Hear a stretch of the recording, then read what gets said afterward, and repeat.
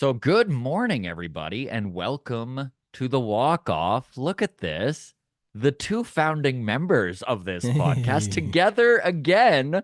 Buddy, welcome back to the show. I know it's been a rough 3 weeks of battling. Can we call it the worst cold you've ever had? I would say, yeah, the worst cold I've ever had. Yeah, yeah, I would say so. It kicked my butt. It kicked my butt for a long time. The frustrating thing was about a midweek last week. I thought I had turned the corner. Like I know you Thursday did. of last week, I was getting You ready were for a texting me. Friday show. You initiated text saying, I think I've got this, buddy. Yeah. And then, yeah, I had to miss both my slow pitch games last week. My Yeah. team was very annoyed with me, but I was like, I can't give this to people. This dies here today with me. And yeah, so now I feel better than I did last Thursday, but I'm worried that there's going to be a third leg to this because my dad still has it, still fighting it. Yeah. And so he's had it since Christmas. Well, I know I mentioned this when we first started the Zoom call before we hit record for the public here, but I will reiterate that I have received literally, dude, dozens of messages on Twitter and in Discord just mentioning that you are missed and that everyone's hoping that you recover. And folks have been checking in on how you're doing. Some of the Patreon members have been messaging me directly and just being like, is he alive? Like, he's alive, right? This isn't a death we're dealing with. So I'm alive. I'm alive.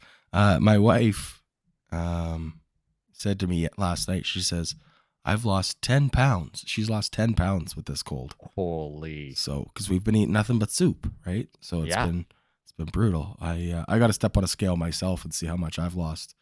But I don't want to get my hopes up that I'm a skinny boy all of a sudden. So.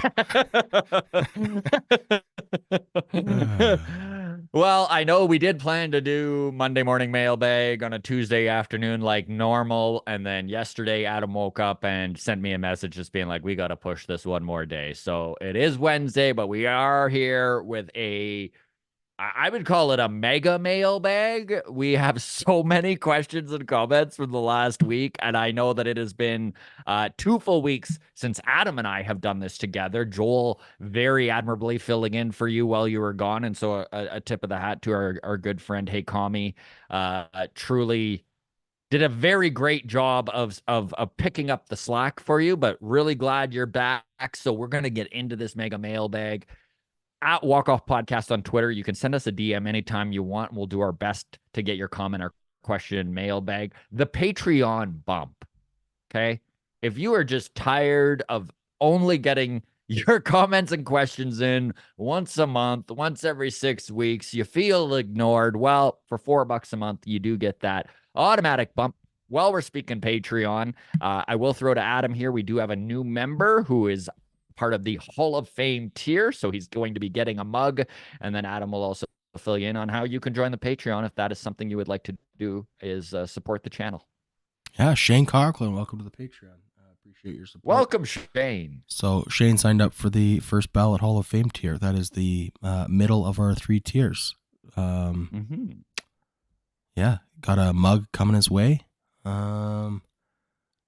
The third highest tier is just for our Zoom watch parties. So no real point joining that tier right now. There's no games to be had.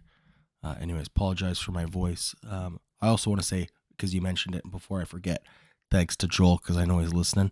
So thanks to Joel, hey Kami, for filling in over the last 3 weeks as much as he did. Appreciate all the heavy lifting there.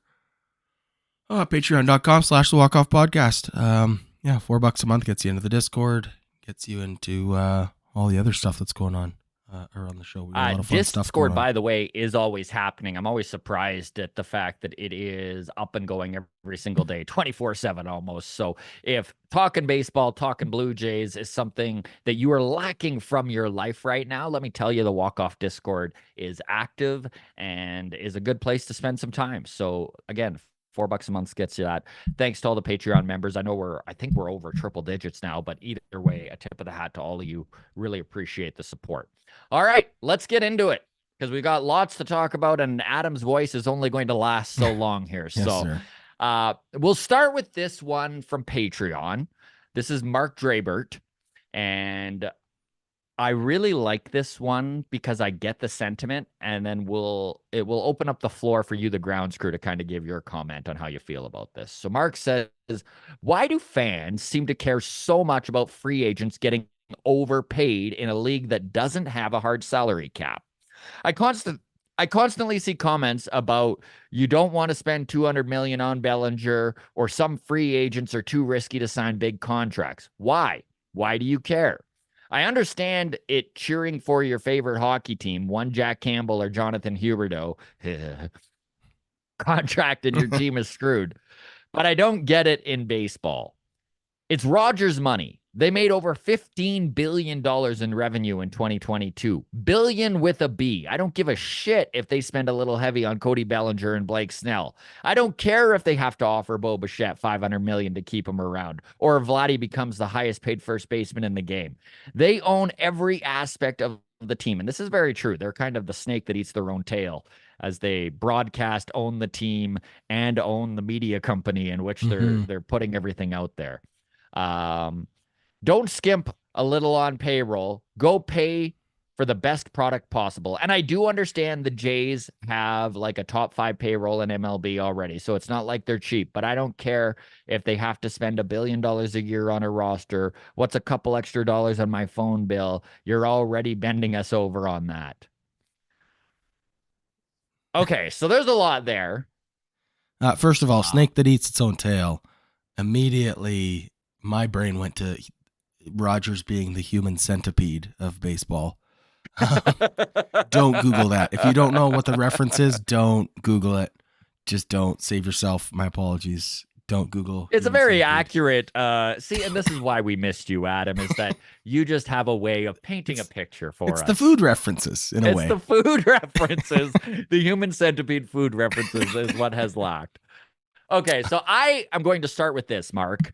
I cannot speak for the entire fan base. I do feel very similarly to how you do about spending in baseball. My mindset is more along the lines of, yes, go out there, get the guy you want, pay what you got to get it, fill those holes, fill those areas of need. Now, I've watched baseball long enough to understand that a major contract that does not fill the needs as you would hope does have the ability to hamstring an organization. Should it hamstring an organization like Rogers? No, it shouldn't. But they don't give a shit about winning. I'm going to tell you that right now. Rogers, winning would be a cherry on their financial cake. All they care about is that cake. And as long as that cake is feeding those executives, they are fine with this team being a wild card team. If they're putting butts in seats and they're making their money, they're getting their corporate boxes sold, they're making that cheddar, they're not going to spend more. So I think that's where the comments come from, is the idea that there is only a finite amount of money to go around, even in a league without a salary cap. We're not the Dodgers. I'm just speaking from the Blue Jays standpoint. By the way, Dodgers fans probably feel very differently, where they're like, yeah, of course, spend all the money. Nothing matters. We'll worry about this in 15 years, right? That's not a luxury that Blue Jays fans have. Now, we're watching what has happened with George Springer and his contract. I think that we were all very excited when George joined the Blue Jays, and I do think that there is still potential there for him to get for us to get some of that bang for our buck out of that Springer contract, but he has not performed to where the money would say he would. Has this hurt the Blue Jays in signing other players since then? Maybe. I mean, they did let Marcus Semien walk. All of this to say, I agree with you, Mark. But I think that the reality of things, even though Rogers is a $1 billion industry, billions and billions they're making. I think he gave the money, right? 15 billion they made last year in 2020. 2022, they made 15 billion. The money they're making is irrelevant to Rogers. Like, the profit is irrelevant. spending more money, if they're not, if the equation doesn't work out to spending more money equals making more money, they're not It's a going to do return it. on investment, right? Like Return on investment. dollars spent translating to tickets and jersey sales, advertiser sales. So yeah, there is, okay.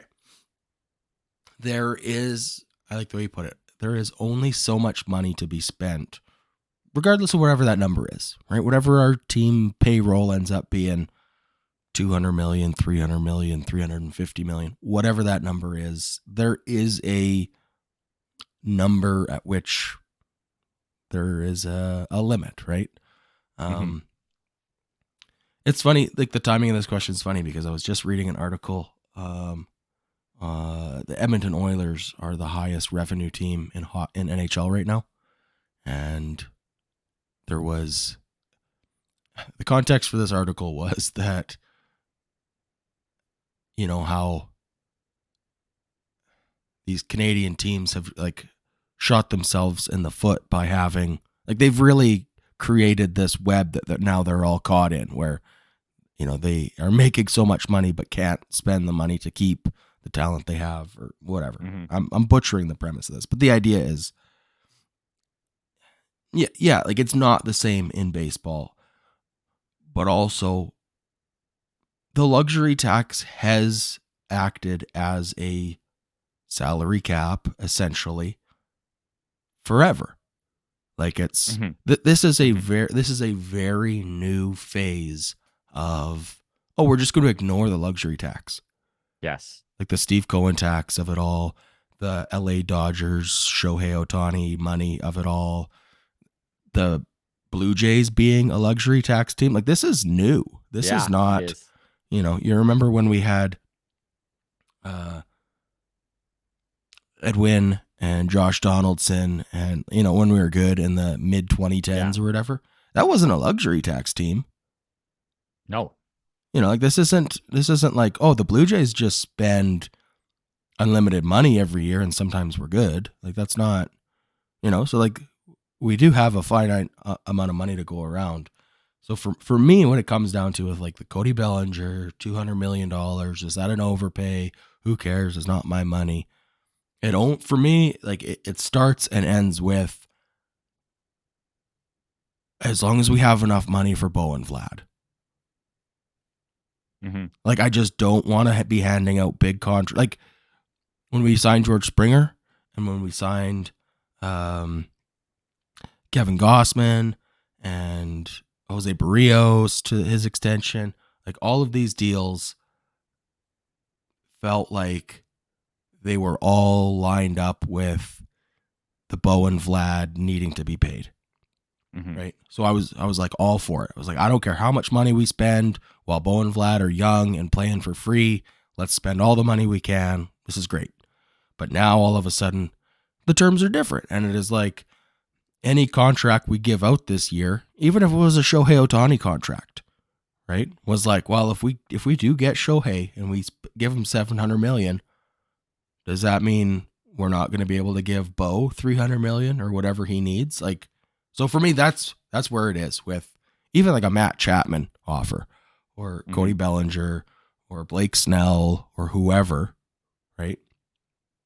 It's just about, like, for me. So that's where it's always like, is $200 million too much for Cody Bellinger? I don't know if it is or not, but it is a matter of, if we give him $200 million, does that mean that's $200 million less that we can afford to give Bo and Vlad? And if the number on Bo and Vlad is $600 million and Rogers is like, we have $600 million to hand out over the next 10 years or whatever, and then we give $200 million to Cody Bellinger, and now they're saying, okay, we have $400 million left. Okay, well, we can keep Bo for $350 or for $300 or whatever, and now we only have $100 left for Vladdy, and he's not taking $100. I don't want that. So, and I think a lot of it for me when it comes to Bo and Vlad is it's what it signifies, right? Like maybe, and I know that there's going to be comments out there. Why do you guys keep talking about Vlad? How often does he have to prove that this is who he is? And maybe this is who he is. And maybe they do let him go. And maybe that is part of the plan moving forward, is that Vladimir Guerrero Jr. is not the cog to the future of this team that maybe everyone had originally thought he was. However, if you're going to make that decision now and go all in on Cody Bellinger, is there a world where a rebuild where they just like strip down everything, they hold on to that one contract? You see that sort of thing all the time in baseball where a team strips down and they can't get, I mean, the Orioles are still paying Chris Davis, right? So there are these scenarios where, yeah, you overpay on a guy, you over estimate the value of somebody, and then you go through an 8-year rebuild, you finally are good again, and you still can't add starting pitching. Yeah, I'm talking about the Orioles right now. But I just can't get rid of the shackles of being able to freely say, it's not my money, spend whatever you want, because I know the repercussions of that could very well mean I'm a very sad Blue Jays fan for years to come if there's a mistake made. All that to be said, I'm still with Mark on this of like, yeah, Rogers, pull up your boots and spend some money. I don't give a shit. It's not my money, but it is my team. Like I just don't wish to see them overspend on a guy like Bellinger and then be a very sad Toronto Blue Jays fan in 2028 when they're a horrible bottom of the AL East team. I don't know. Yeah. Hey, speaking of Vladdy and the whole like this is what he is or whatever, right? Wherever you fall on Vladdy. One thing that's kind of stood out to me, and maybe this is just me not being like with the times, but if you can explain this to me. All off season we've been talking about how we like this team is lacking a cleanup hitter. Mm-hmm. Right? Like a number 4 guy. Isn't Vladdy a 4 hitter? Like is just new baseball where your good hitter is number 3? Like I always grew up where like your Carlos Delgado was number 4. Yeah, but or is it because he's underperformed, or is it because we just had Teoscar hitting behind him, and we're missing Teoscar? Like, what is the? Because for me, it feels like no, Vlad is our number 4 hitter. Like he's our cleanup guy. We're missing a number 3. Like we're missing some guys to get on base in front of him, and he also needs to like perform to his levels that we expect him to. But I don't know. If Vladdy's hitting 2021 numbers, yeah, I'm fine with him. Like drive in those runs. Yeah. But if he's, I just don't see 26 home runs as a guy, as that run producer, and the 3 holes probably where he should be. I look back on the Blue Jays lineups that did work really well, right? And Edwin Encarnacion was always that cleanup hitter behind Josh Donaldson and Batista. And I mean, could have Batista or Donaldson been the cleanup guy? Probably. They had the power, they had the ability with the bat. It's just like, where do they project when it comes to strikeouts and stuff like that? I smarter baseball people are there figuring this out than I am. Okay. But if you like, look at Joe Carter, right? Joe Carter hit in the 3 hole, and they always had a Dave Winfield or Paul Molitor come in and do the cleanup stuff. So you think that if Vlad was hitting 40 bombs, he'd be a fine 4 hole? Like I'd be happier with him in that spot. Yes. Because then you could put a guy like, listen, this isn't in mailbag, but I know that I saw SCTI Ian, right? Ian. Patreon member, friend of the show. He had a tweet talking about, is there a world where you can bundle a bunch of these mid-range Blue Jays prospects and send them to the Marlins for Luis Arraez? Like if you had a guy like that, you could put a guy like that in the leadoff spot or in the 2 hole, load the front of your lineup up with guys who get on base, and then have your power hitters in that 3-4 hole. I'm fine with that. However they want to go about it. So in that world, let's just play that out. We make a package, whatever it is, right? We got, who's your leadoff guy? George Springer still, is he? No, I would put Arraez number 1. Okay, Arraez number 1, number 2 Springer. or number 2 Bichette? It's a good question, man. Either of them. And then number 2 probably Bichette, and then number 3 I still kind of want Vladdy, and then maybe you put George in the cleanup spot. I don't know, man. I'm so on the fence as to where George Springer fits in this lineup right now, because he hasn't shown enough power where I'm like, yeah, he's got to be that 4-5 guy, but he has in the past. Yeah, he's I know. 34, dude. I'm like, are we just eating the next 3 years? Yeah. So I got to see more out of George than I did last year.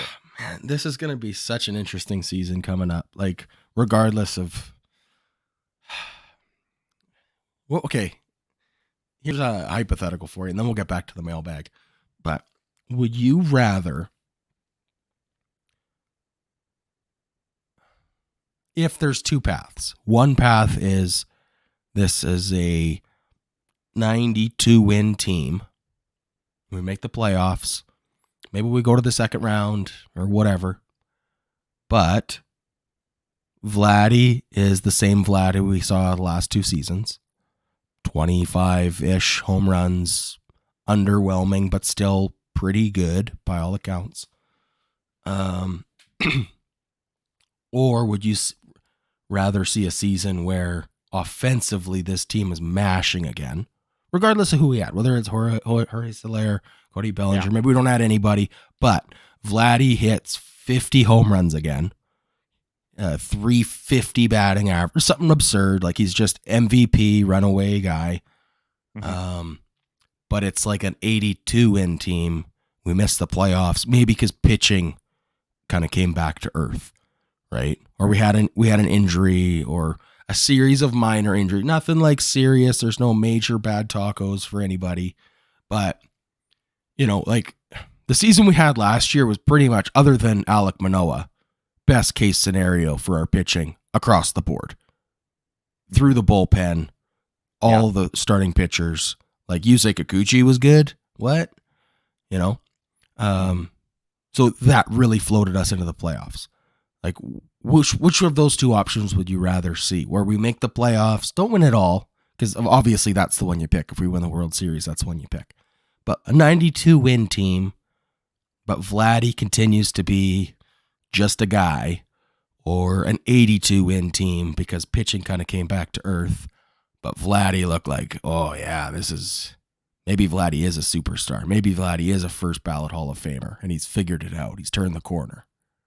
I mean, this really...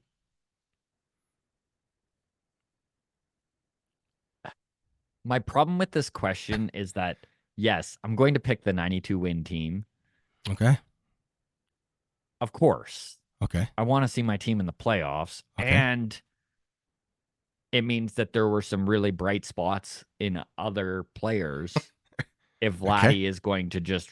if they're going to win more than they did last year and Vladdy is going to be the same guy, then somebody has picked up the slack in a major way, and it's most likely Kirk and Springer, 2 guys that they really, truly needed to get going anyways.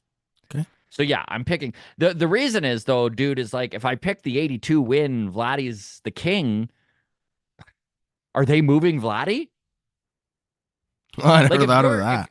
If you're an 82-win team, you've regressed to where the Jays are just a 500 team, probably 4th in the AL East, just behind Boston, maybe even the last place team in the AL East. Like, you got to take a good long look at this organization and wonder if maybe there is a way you can retool and only need to take 1 step back to take 2 steps forward by moving a guy who just put up 50 home runs, and you might never see that out of him again. Okay. So I don't know, man.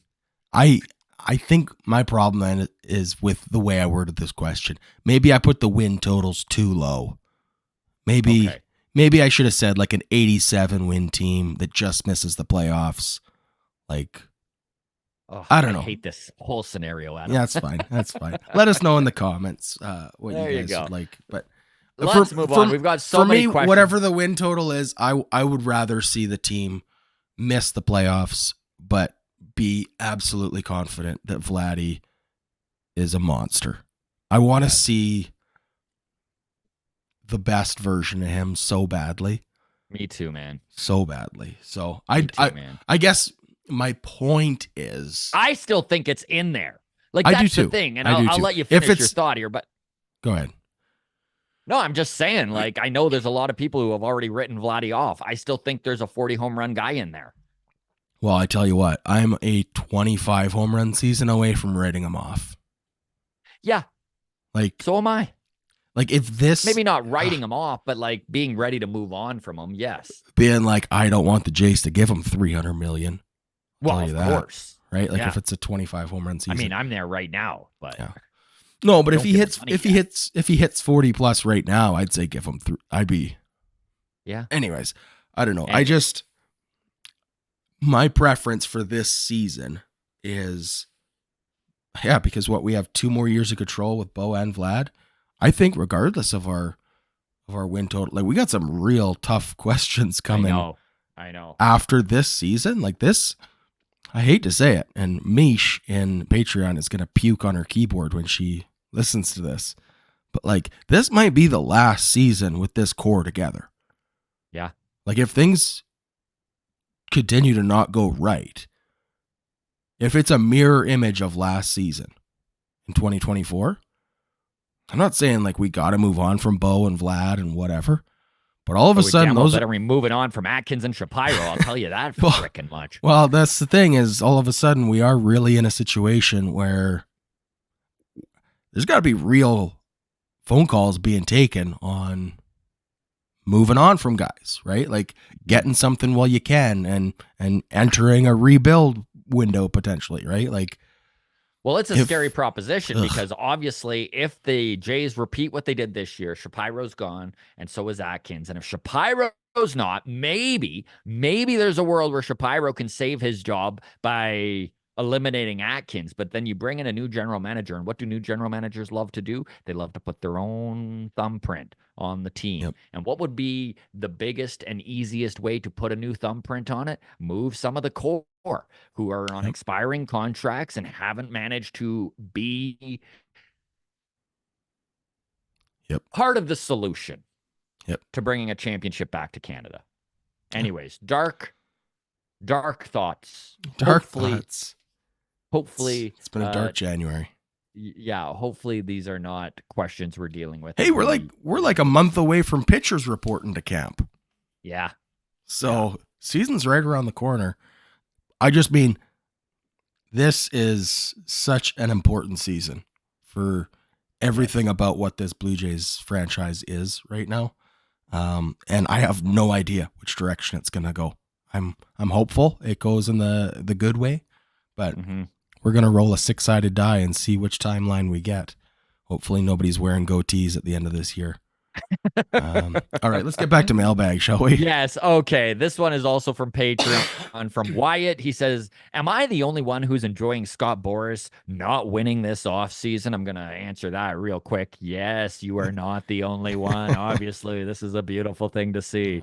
I always like it when people with big egos get humbled. I think Snell, Chappie, Bellinger all need to taper their expectations a little bit. I'm not saying I side with owners, but lately I find players are getting a bit greedy, since when has $100 million not been a lot of money? And you know what?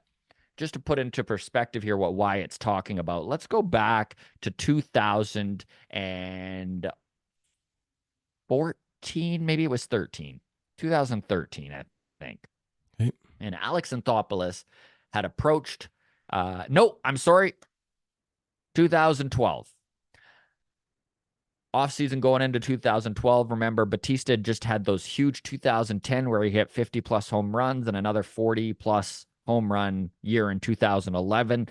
And Alex Anthopoulos locked him up for a 5-year contract, 12 million, 12 million, 14 million, 14 million, 16 million.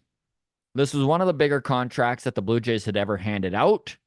Now you look back 10 years later and you're like, you just got yourself literally a right fielder with an absolute cannon, leads the league in outfield assists for a couple years, and is putting up 40-plus home runs for those. Like, that's not even you couldn't get a guy. You couldn't get a guy who's going to hit 25 home runs and have a cannon for that.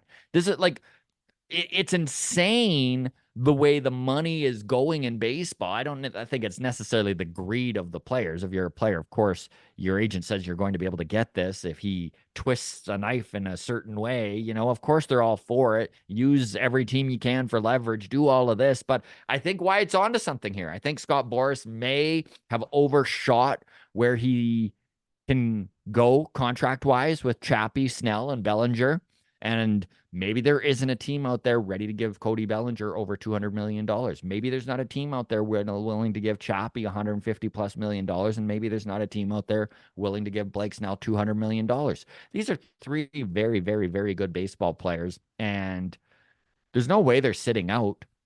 No. So at some point, these camps are going to need to get back to the table, understand that they're not going to be able to get the money that they want, and deal with the fact that, yes, if you want to play baseball, maybe it's time to look at the offers that are out there. And this is where I think there is an advantage for the Toronto Blue Jays, because Ross Atkins and Mark Shapiro do have money to spend. Now, they have put these teams are like, the Jays are very, very methodical when it comes to evaluating players and not going over the money they feel is where a player is valued at. So if they have Matt Chapman at 110 million 5 years and they're not going over that, and they're the highest deal out there, I don't give a shit if Scott Boras told Matt Chapman in April, you're going to get 200+ mil. Yeah. It just doesn't matter what Scott Boras says. Yeah. If the money's not there, the money's not there. And so imagine like the Blue Jays actually managed to get Matt Chapman on a 1-year deal, can actually go out and get Cody Bellinger 150 million or something like that, because the other organizations heard that initial price. Now that we're in January, some of these teams have moved on, have filled these needs in other ways. We've watched teams making trades this year that we haven't seen as prevalent in past years. You watched Verdugo go to the Yankees. You watch some of these moves that the Red Sox have made, trading away Chris Sale. You watch, like there are moves being made that are operating outside of the Boras world, and I'm with Wyatt. I love to see it. And I love Blake Snell. I even really like Cody Bellinger, who is representing them is who I don't particularly like. And yeah, it's nice to see Scott Boras get an ego check.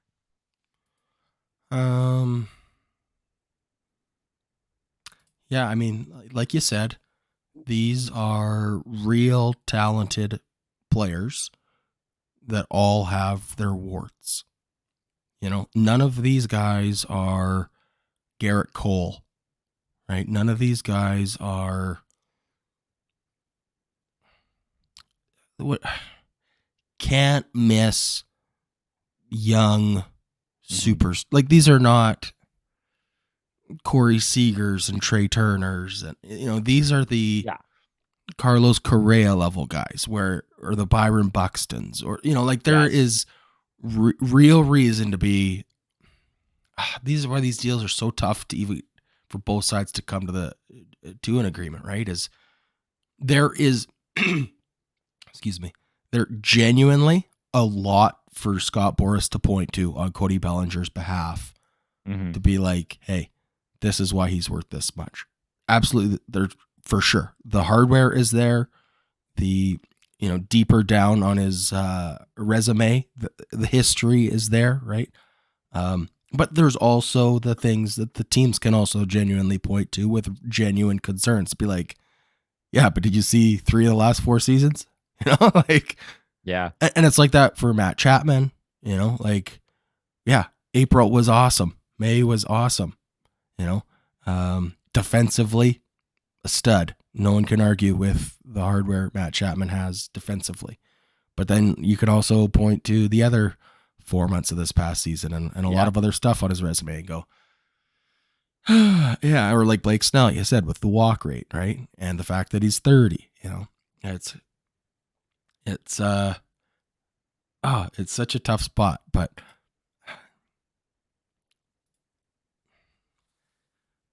remember when Brandon Nimmo got like 160 million over 8 years?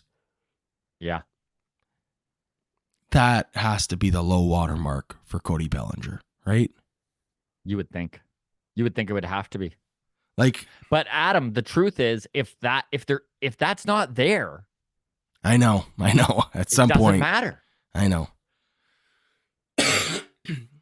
It's just, yeah. Oof. Okay, so we'll move on here to Sure. another Patreon comment. This is from Jeremiah Cannon. He says, I wish Adam well. I've been behind on watching and didn't realize he'd been out so long. He's not the best part of the show. Neither Thanks. are you, Scott.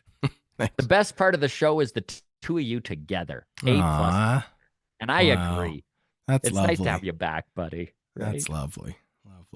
Now be a good time to tell everybody, by the way, that you're not here on Friday.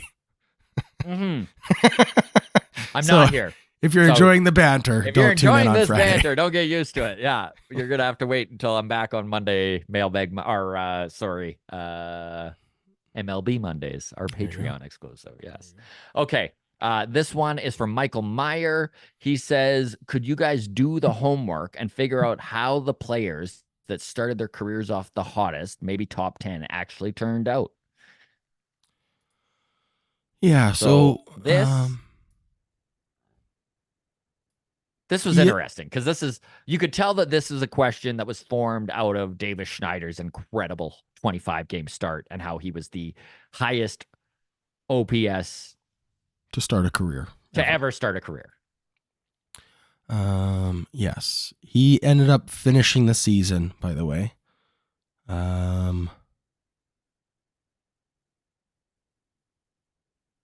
116 at bats, an OPS of 1008, which was an OPS plus of 175.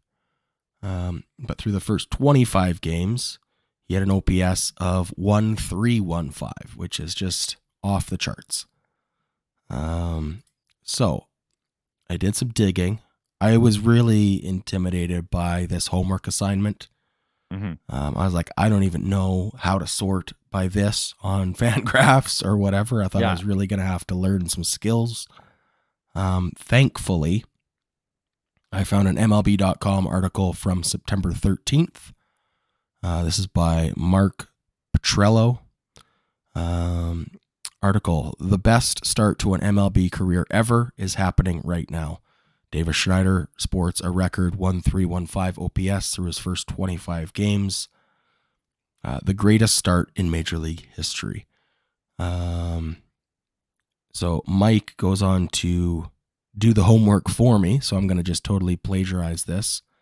But he's come up with the list of the top 10 OPS in AL and NL history through 25 games all time. Going back to 1925, we have Mandy Brooks with 1246 for an OPS. Below that, Alvin Davis, 1984 with the Mariners, 1202. Then we got Austin Kearns with the Reds in 2002, had a 1182 OPS. More recently, Rhys Hoskins in 2017 with the Phillies, 1169. George Scott back in 1965 with the Red Sox had an 1165. Albert Pujols, certainly you know that name, 2001 with the Cardinals, 1149. Willie McCovey, 1959 with the Giants, also a Hall of Famer, 1140. And Mitchell Page with the A's in 1977, 1137 was his OPS. So the point being a good mix of Hall of Famers and nobody. Yeah, for every Mandy Brooks who hit 188 in his second year and then never played again, there's also an Albert Pujols and a Willie McCovey. So all this to say, a 25-game sample size, who knows? Not necessarily a good indicator. Yeah. Who could have guessed a 25-game sample size? Not enough to tell. It's a crapshoot. Yes. Yeah. Interestingly, further down the list, Yordan Alvarez, 16th best OPS to start a career. Bo Bichette, 19th all time. Hey, that's very cool. I did not know Bo started so hot. I remember he did start hot though. Yeah, it was I think it was like one of the longest doubles streaks to start a career that's right. or something. That's right. It was something like that. Okay, so the rest of this article I think is more informative here than just simply looking at a guy that had a great 25 game start, how'd the rest of his career turn out. So Mike Petrello did some more analysis on basically how did Davis Schneider achieve these numbers, right? So that's what I want to get to here, because I think this is really interesting. So I think before reading this article was, well, for sure uninformed on Davis Schneider, despite being someone who followed him all the time, and we've had 3 good conversations with him. Still, I think I was in the camp of Davis Schneider, probably not Albert Pujols, right? That's probably where I was leaning. Which isn't that bold. Yeah, that's not my hottest of takes. Okay, so Davis Schneider. Here's some highlights from this article. First thing, you'd think someone slugging .815 would be hitting the absolute tar out of the ball, but you'd be wrong. Schneider's hard hit rate is a good, not great 40%. Essentially what George Springer and Brandon Belt did last year. You'd assume that someone with a .370 batting average would be an incredible contact hitter, like Luis Ariz, who we mentioned earlier. You'd be wrong there too. Schneider has struck out 29 times in 102 plate appearances, 28%. Essentially tied for the second highest on the Blue Jays, so a high K rate, not good. You'd think then that someone slugging .815 with the best ever start to a career through 25 games would be doing something extreme, and you'd be right.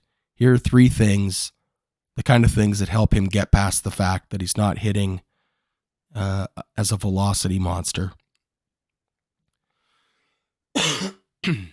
So here's the 3 positives on Davis Schneider, and after reading these, maybe it ticked the radar a little bit for me, anyways, on maybe he is Albert Pujols. And I say that with a little bit of jest, but so again, this take is getting hotter. It's getting hotter. Now, I do want to just put the asterisk on these stats that I'm referring to are through September 13th. So the last 3 weeks of the season, or 2.5 weeks of the season, are not taken into account. He did cool off a little bit, but absolutely no one in baseball chases outside the zone less than Davis Schneider. So the lowest chase rates in MLB with a minimum of 100 plate appearances, again, as of September 13th, Davis Schneider, 14.8, Eduard Julian, 15.2, Robbie Grossman, 15.7, Travis Jankowski, 16.2, Blue Jay, Kevin Biggio, 16.7, and then you get to guys like Mookie Betts, 16.8, Juan Soto, 17%. So pretty elite company there. Yeah, I think it is encouraging that was not chasing outside of the zone. A good understanding of the strike zone is a legitimate skill. He also chased only 20% of the time in AAA last year, which means it's likely, I mean, even though he was doing better at the major league level, this wasn't a absurd jump. He wasn't going from 30% to 15%. Another thing, only one player this year, some guy named Aaron Judge, has a higher barrel rate than Schneider does. And barrels are the perfect combination of exit velocity and launch angle. That is to mean he might not hit it all that hard, but when he does, he's hitting it in the air. So, best barrel rates in Major League Baseball as of September 13th, minimum 100 plate appearances. Aaron Judge, 26%. Davis Schneider, 21.2%. And then we got Patrick Wisdom at 20.1% and Nelson Velasquez at 20%. Which leads us to this. Absolutely no one in the 21st century, no one hits the ball on the ground as infrequently as he does. So one key to his success, he's not hitting grounders. Lowest ground ball rates since 2000. This is 23 years, Scott. Wow. 17%, Davis Schneider. Number 2 on the list, Rod Barajas, 19.4%. So 2% more. Rod Barajas for second place in the 2010 Mets and Dodgers. Ryan Shrimp with the Padres in 2016, 19.5%. Adam Duvall this season with the Red Sox, 19.5%. And Ryan Shrimp in 2017, 19.5%. Gives reasons to be positive, man. Reasons to be positive. He's not chasing. He puts it in the air. It's like his approach at the plate is don't swing at anything unless I know I can hit it hard. Mm-hmm. It's an approach that I wish was contagious, to be honest. Yeah. You know, yeah. Like if to just, I think there was a third point in this article too. I've lost where I'm at now, but he has one of the lowest swing rates in general in baseball.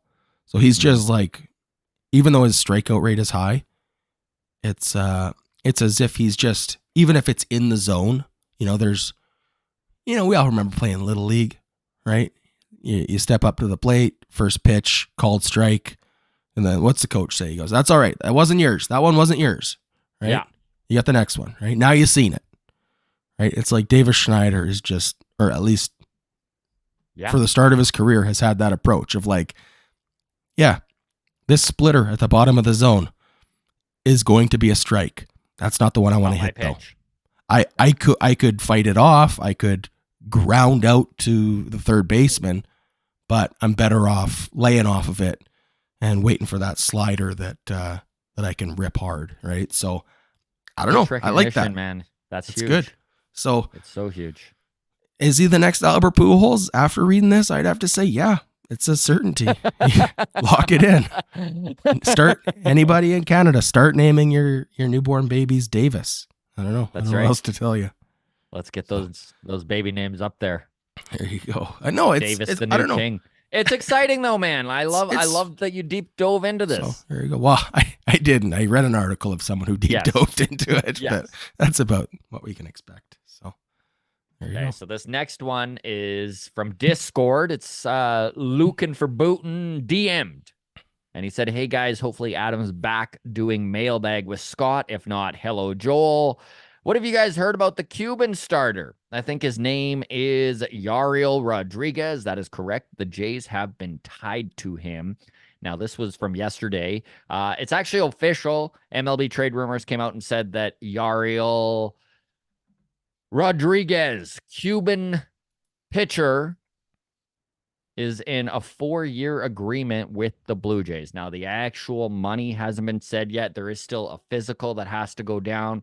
I know that there was some problems with getting him into the country. So more information is going to come out on this signing, but this is a fairly major happening in the Blue Jays quiet offseason. This is probably the most significant signing. You could maybe argue IKF was more significant, maybe Kiermaier, but it's right in there. So Yariel Rodriguez, 26 years old, cut fastball. He throws around 95 miles an hour. Now, one thing to keep in mind, he was pitching in Japan in 2022. He was pitching in Japan for a few years, actually. They originally tried to get him as a starter to click as a starter. This didn't happen. When he was starting, he was throwing about 93 miles an hour on his fastball. That was his average speed. Once they moved him to the bullpen, that notched up to averaging right around 96 miles an hour. He even hit 100 a few times in these reliever roles. The big thing about this kid is his slider. So what I have read is that his slider is elite. It's already a top 20 slider in Major League Baseball with a spin rate well over 3,000 RPMs, so revolutions per minute. A lot of movement. He's messed around with inconsistent splitters and curveballs. There's some violence in his delivery, and given his pitch mix, he makes more sense as a reliever than a starter. Now, the Blue Jays maybe will try and do the Ross Stripling. I was just going to say, this is what it feels like. This is exactly what they're trying to do with him. It's also hard to say if he sustains his velocity into longer outings. I mean, I just did mention 93 was his average fastball as a starter, 96. So a pretty significant flip up in velocity when he is pitching out of the bullpen. But he's also pitched publicly he also hasn't pitched publicly in almost a year. So it's really hard to say what he looks like. The Jays have that info. Yariel had a 1.15 ERA with 60 Ks and 54 relief innings in 2022 in Japan in the NPB. He was Cuba's ace in the WBC this year. Where has he been in 2023? He did not pitch at all, and there is a little bit of a black mark on the guy for the way he went about getting out of his contract in Japan, which he just straight up refused to show up. His team wouldn't release him. They kind of fought about this over the year. His team posted him this year because he just refused to go play in Japan. Whether that is something that you wish to hold against him or not, I don't know, but it is the reason he didn't pitch last year. This is from Ken Rosenthal, and he just says, over the past 2.5 weeks, I've consistently heard the same. The Jays are optimistic they will land Rodriguez, which they did, and hurdles evidently remain imminent, preventing the Jays from completing the deal, which is getting him into Canada. Again, I think there's some problems just with the paperwork and stuff. He did defect from Cuba, which... Right. The whole thing is messy, but it's an interesting signing. And I know that there's a lot of people out there who have speculated that this means that maybe Kikuchi or maybe Alek Manoah is on the way out. Personally, I don't think that's the case. I don't think this really affects the Blue Jays starting rotation at all. I think that they're going to take the approach that if they can get some length out of him, out of the bullpen, that's great. Otherwise, he is, Ross Stripling and Mitch White, I think he's kind of Mitch White didn't work out, so he's taking over for Mitch White as that guy who, if there's a problem, if there's an injury in the starting rotation, he can go from the long man out of the bullpen, maybe give you that Christian Javier type of a pitcher with the Houston Astros, right? Like a guy who's going to see the opponent's lineup 2 times through the lineup, and then that's it. Go out and pitch 4 to 5 innings and move on from there. Adds depth and a guy with a lot of upside. 4 years. Takes a little pressure off of old Ricky Tiedemann. It does. What are your feelings on a guy, on a pro athlete, forcing the hand, like the way he refused to play in Japan, forcing his team to be, to post him? What are your thoughts? Because this is something I kind of flip-flop on, back and forth on how I feel about it. I don't know if you're familiar with, it just happened in the NHL a couple weeks ago, with the Flyers. Their young rookie, Cutter Gauthier, I think, refused to play for the Flyers, and they ended up trading him to the Ducks. What are your thoughts on a guy just doing this, being like, no, this is not the right situation for me? Like, are you player empowerment pro? Like, are you for this guys doing what's best for them, or are you more like, no, like you got to honor your thing. You got to be a team player. You got to suck it up and deal with it. I don't know, man. And I'm well aware that this is a very different scenario. But when I sign a contract to perform for a gig, yeah, nothing drives me more nuts than after the contracts have been signed, the venue or whatever, changing the rules, changing things up. I've even gone as far as being told, get a lawyer, try and get the money. I don't give a shit that I signed a contract. I know very different scenarios, but I do strongly believe if you're going to sign a contract, you should understand what that entails. You should understand the terms of it. You should understand how many years go into it, and you should be prepared to fulfill that contract. Am I going to hold it against him? I'm not, because I'm a Blue Jays fan, and I think that this was a great signing for the Jays. Fair. Do I like the way he did it? No, I don't. Yeah. I get you got to do what's best for your family, all that sort of thing, but also, man, a contract's a contract. Yeah. So he had 2 years left on his contract with his NPB team, refused to show up. And this was a week out, by the way. He didn't give them very much time. They fought about it for a year. There's still a year remaining on his contract. And they were just like, okay, well, just get the hell out of here then. So that's kind of how that all played out. Drop a comment. What do you think? Yariel Rodriguez, Cuban reliever / starter, now a Toronto Blue Jay, 4-year deal. The money has yet to come out. By the time you're watching this, who knows? Maybe it will have already come out. But curious your thoughts. Curious your thoughts on where he fits with the Blue Jays, and curious your thoughts on the way that he exited the NPB and wound up getting posted by forcing his Japanese team's hand. Okay. We're getting long in the tooth here. We do have some more questions. We're going to get to these as quickly as we can. Trevor DM'd us on Twitter at Walkoff Podcast if you would like to do the same. He says, this offseason is a parody of the This offseason is a parody of the Agatha Christie novel, And Then There Were None. Hard to remain patient as free agent names come off the board and we have IKF. Interesting if Boras clients are overpricing the market or just being patient. Tail deal shows that guys like Soler market is soft. Tail actually has been more consistent, valuable player than Jock or Soler or JD or Hoskins. Yet a 1-year deal is all that was available. Much of that deferred. There's no real question there. But he does kind of sum up the way Blue Jays fans are feeling right now of like, let's get some of this done. Let's go.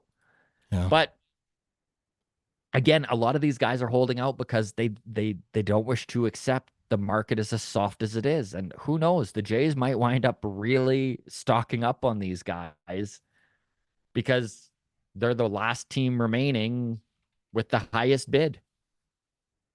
It's going to be interesting. We've talked lots about that, so we'll move on to the next question here. Sarah messaged us on Twitter. She says, hey, guys, hope Adam's feeling better. Did I miss you guys having Blair and Barker on? Was that something that was supposed to happen? I seem to remember you talking about it. I always love the guests you guys get on. Keep up the great work. So, Sarah, yes, you didn't miss anything. I know that Jeff Blair has always been very, very generous with his time. He's been on the show numerous times. He even said that he'd twist Barker's arm and get both of them on. And then when we reached out, he said that they are no longer doing podcasts just their own. Totally fine. Totally understand it. It's a bummer. Adam even said he doesn't even get the feeling that this embargo will hold, that we can probably bug them again later on, and maybe we can weasel our way back in, which of course we will try to do because we love Blair and Barker and would love to have them back on the show. We did have a great guest just yesterday. I sat down with friend of the show, former Toronto Blue Jay, now a Seattle Mariner, Kirby Sneed. So he, of course, was in that Matt Chapman trade. We talked about that, what it was like to be in Oakland during the chaos of being moved as an organization, and the fact that Fisher and his only goals as an owner was to get that team to Las Vegas. We talked about the opportunity there was in the A's bullpen, and the fact that he's being reunited with his good buddy Taylor Cicero, who we had on the show recently. And so that's a great interview. That's coming out shortly. Just was in touch with Arden Zwelling, good friend of the show. He said he is going to come back, but we're going to have to bug him in April and get him back on. He said that he's just been concentrating more recently on having some actual downtime. So all the best to Arden. He's allowed to have some downtime. That's completely fine. Have been in touch with Scotty Mitchell of TSN too. He just released his top 50 Blue Jays prospects. Yes. And he did get back to me and said that he should be able to work out a time in the next few weeks. So hopefully we have Scotty Mitchell back on the show. So we do have some great guests coming up, everybody. Blair and Barker, not yet, but we'll keep bugging them down the road. We'll give them some breathing time. Let them continue to tell everyone they're not doing anyone else's podcast, and then maybe we can weasel our way back in. All right. Thanks, Sarah. Appreciate that. Again, always appreciate that you guys enjoy the guests we have as much as you do. I know we always get a lot of positive comments. Neil DM'd us on Twitter. Holy shit, do I miss Adam's contributions to the show. You guys are doing a good job of trucking along without him, but he's the secret sauce on the walk-off burger. A little food reference for you, Adam. Feel better. Thank you, Neil. I appreciate that. Okay, so I was DM'd on Discord. So, this is the last question, and this is a good one to end on. So I was DM'd on Discord after a talk about the international free agent signing window broke out. The man messaging asked that he stay anonymous because I was like, buddy, I'm going to put this on mailbag. And he was like, actually, can you not mention my name? He was worried that he looked like an idiot for not knowing this, but like the international free agent signing stuff is complicated. It is weird. So this was the question. He says, hey guys, pardon my ignorance, but what is the international free agent stuff all about? And why are so many people so negative about it? The one comment said, it's actually just lucrative child trafficking scheme. I'm so confused. Wow. Okay. Every year, there is a 3-week window where Major League Baseball teams can sign international free agents. These are guys that are not under contract anywhere else. A lot of these players are from the Dominican Republic and Latin America in general. Now, we did just watch the Blue Jays go through theirs. They signed a bunch of young kids, and this is the thing, is these international free agents, the only rule to signing them is they must be 16 years old. What's the best way of putting it, Adam? These are lottery tickets for the most part, right? Yeah, I mean, a lot of, for any player, like a lot of development through the late teens and early 20s needs to go right for a guy to work out. So this was a big what do you say, raw natural talent though? Yes. That's why these players are desirable in the first place, right? A guy has an explosive bat, right? Do we know how he's going to take to the batting approach and how is his fielding going to develop? We don't know. Or maybe the arm strength, he's just got an absolute laser beam of a cannon out in right field. Will he learn to hit? I don't know. Or he's got blistering speed, these sorts of things, right? For a 14-year-old, looks incredible, but also maybe hopefully he's got another growth spurt left in him, sort of a thing, right? Where So there is a lot of risk to this. And let's face it, whenever this is where we start to get into the negative aspect of these free agent signings. For a lot of these kids in the Dominican Republic, Venezuela, Latin America, the Bahamas, all of these places where a lot of these kids are coming from, baseball is really their only shot of escaping poverty. Yeah. And when you're dealing with 16-year-olds, this is a very slippery slope. And what's really dangerous about this is that these deals are not being made when they're 16. These deals are loosely handshake deals being made by these kids with these organizations. They're like 13, 14-year-olds. And they're being promised this massive amount of game-changing money to their family without any contractual obligation. These are all handshake. It's almost presented though as if it is a certainty, right? Like, yes. Let's say the Blue Jays go down, they're in contact with a kid. Hey, once you turn 16, like, we love everything about you for the next 2 years. If anybody else calls you, you do not return their calls. This sort of thing, like, right? Like, once you turn 16, once this window opens for the signing, the year that you're eligible, we've got a 4-year, we've got a contract, we've got a $4 million deal for you, right?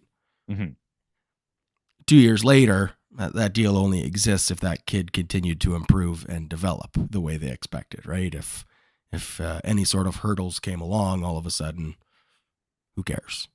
Nothing's in writing. The Blue Jays spread their money around this time. Now, last year, they spent $4.1 million on one kid, and every team is allotted just under $6 million. It's a really complicated system where you can trade money and you can trade players to accumulate international free agent pool money. The negative of it is it's a free-for-all. And we're dealing with 13, 14, 15-year-old kids. We're dealing with impoverished families. And we're dealing with an aspect of the game that Major League Baseball is well aware is problematic. In fact, this only benefits the owners because they are getting these players in comparison to what they would in their draft slots and stuff like that for pennies on the dollar. Even look at Gabriel Moreno. Okay, Gabriel Moreno, the number one prospect in baseball when the Blue Jays traded him. Do you know what the Blue Jays paid for him out of Venezuela? $500,000? $20K. $20K. Whoa. That's free. So for every guy like getting $4 million, look at Vladdy Miguel Vladdy, I think it's Vladdy Miguel Guerrero, Vladdy's little brother, 16-year-old. Yeah, half brother, just signed with the Mets. And he signed with the Mets for, I think it was $3.5 million. So for every $3.5 million signing on a 16-year-old kid, there's a $20,000 signing on a 16-year-old kid who is then expected to come to America, expected to integrate himself into the culture, expected to pay for his lodging and his all this stuff, right? Just accumulating debt, all these things on the hopes and dreams that he can make his way up to Major League Baseball. And this was a big sticking point in the CBA. In fact, a lot of you will remember that it was going to actually be the thing that prevented the season from moving on in 2022. And then they put a stipulation in that they would give them more time to negotiate this up until July 25th. They couldn't figure it out because why would the owners want this to change? So it's really Major League. It's at the MLBPA. It's the Players Association that has been pushing so hard to change these rules, and it just hasn't really happened. And I think it's coming to a head. I think that come this next CBA, they're going to need to put into account some of the. They're going to need to go with an international draft. Most likely, is probably the best system here. One other, I think, reason that the whole process has a bad rap is the predatory nature of the, I think saying agents is almost too generous of a term. The handlers of these players, by a lot of accounts, even the money that is offered to these kids doesn't even end up in the hands of these kids. Let's call them handlers. The handlers of these players in Latin America are taking quite a bit off the top. Yeah. So it's a pretty corrupt system. Child trafficking, I think, is maybe not quite. Yeah, it's a little harsh. Yeah, it's a bit of a steep term to use for what it is. But it's definitely taking advantage of vulnerable kids that, as you said, for a lot of them, it's their only shot out of poverty. And to like, it's just really... it's so drastic how different the regular draft is. So if you're a North American kid, you need to go through the draft. And a lot of these kids wind up coming from wealthier families. A lot of that stems from the fact that, baseball is a very expensive sport when you get into the perfect pitch and that side of the game where you're literally paying for scouts to see your kid at 11, at 12, at 13. It's quite a racket baseball has kind of come up with here. You wind up needing to go to college ball for the most part. Most guys are not being drafted out of high school, and if they are, a lot of them tend to forego that if they're not a high draft pick and go back into college and re-enter the draft. So a lot of these players that are coming out of college have an education that has been paid for. They already have money in the bank. Let's say they're drafted in the 4th round. You get a nice bulky, I don't know what that slot money actually entails there, but let's say $400,000, right? So yeah, these free agent signings internationally, there are the high end guys, but for the most part, they're just kids that you're putting $40,000 on and crossing your fingers that this 16-year-old with 2 tools can develop another 2 or 3. Yeah. I don't know if that cleared anything up or if we just made everything muddier here, Adam. But... yeah, it's we're certainly not experts on the international draft process or international signing. Pool. Free agent signing. Yeah. But yeah, no, that's I think we did an okay job of explaining maybe why it has a bad reputation, and I think rightfully so. So yeah, anybody that's if you only follow baseball, I don't want to say casually because that feels like a derogatory term, but if you aren't into the weeds of how did the Blue Jays get Alejandro Kirk in the first place, right? Like it's, you follow the big leagues, but you don't follow the minor leagues and player development and acquisition, which is totally fair. Totally fair. Yeah. I play Dungeons and Dragons with my daughter, and she loves it for entirely different reasons than I love it, right? And I know people that love getting little minifigures and painting them, and I have zero interest in painting minifigures. But for some people, that's the best part of it, right? And I think it's kind of the same thing with like following your favorite sports team, right? Like you either just love tuning in to the games, or you love getting caught up in the weeds or the stats or whatever, right? Like, and there's no wrong way to love baseball. So, but I think the international draft I keep calling it a draft. The international player acquisition process is definitely something that it is the painting minifigs of baseball, right? It is not for everyone. So if you haven't gone down that road before, it's definitely nothing to be ashamed of for not being familiar with it to any extent. And on that, we'll wrap things up. You were warned, everybody. This was the mega mailbag. We had a pile of comments and interaction from you. We do appreciate everyone reaching out. Again, thank you to everyone who touched base, worried about Adam. He's back. Thank you. He's Not 100%, but he toughed it through this one. Maybe he gets Joel to join him on Friday again. I'm Yeah. away, but I'll fill everyone in on this cruise ship adventure of mine and how doing comedy on a ship is like. So we'll There you talk to you go. all on Monday. Adam, we'll see you Friday. Thanks again, everybody, at Walk Off Podcast on Twitter, the Walk Off Podcast on Instagram. You can always join the Patreon. That is appreciated. Take care of yourselves, everybody. Cheers. Cheers.